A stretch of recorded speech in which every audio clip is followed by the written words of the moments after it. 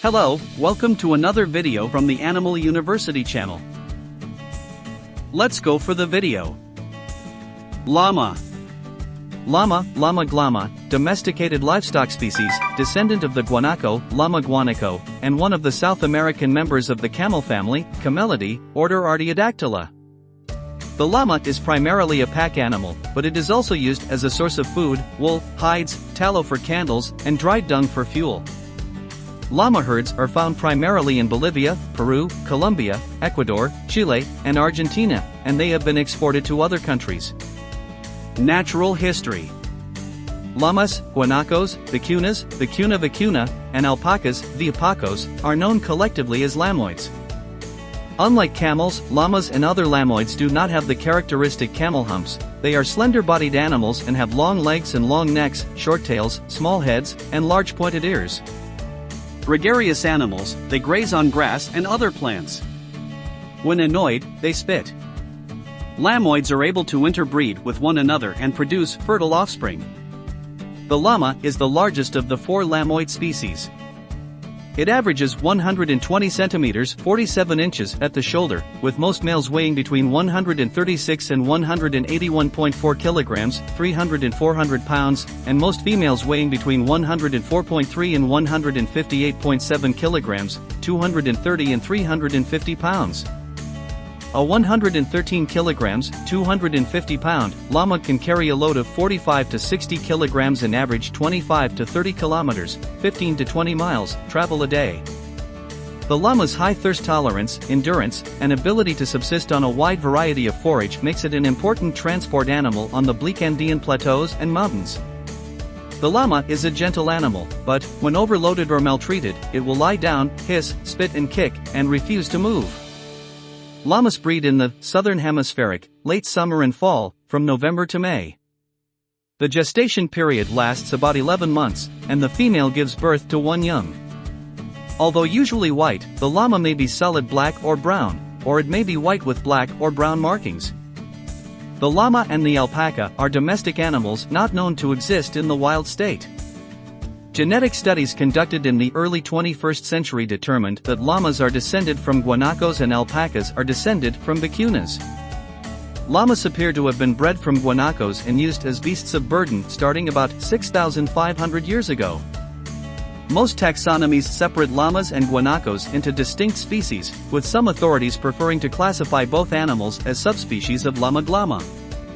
Llama fleece.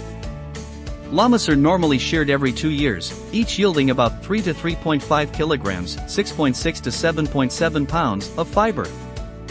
Llama fleece consists of the coarse guard hairs of the protective outer coat, about 20%, and the short-crimped, wavy, fiber of the insulating undercoat. The coarse fleece is inferior to the wool of the alpaca. The hair's color is usually variegated, generally in shades of brown, although there are some pure blacks and whites. Cleaning reduces the final yield of fleece to about 66 to 84% of the original weight. Individual locks of hair appear wavy. The fairly downy fibers have about 2 to 4 crimps per centimeter, but the coarse hairs are fairly straight. The hair's length ranges from 8 to 25 centimeters, about 3.2 to 9.8 inches, the coarse hairs being longest. The difference in diameter between the coarse guard hairs and the downy fiber is not so great as it is in cashmere. Guard hair diameter ranges from about 10 to 150 micrometers, with that of the undercoat fiber usually ranging from 10 to 20 micrometers. The scales of the outer layer of the fiber are indistinct, and the cortical layer contains pigment, with variations in the amount and distribution, which produces the various colors and tones. All but the finest fibers are likely to possess a hollow central core, or medulla, resulting in low density, which makes the fiber fairly light in weight. Llama fiber is used, alone or in blends, for knitwear and for woven fabrics made into outerwear. It is used locally for rugs, rope, and fabric. Llamas have been used as pack animals for centuries. Native people of the Andes Mountains have historically saddled the, mostly willing, animals to move goods over the area's grueling terrain. Carrying loads of up to 75 pounds, llamas can travel as many as 20 miles a day.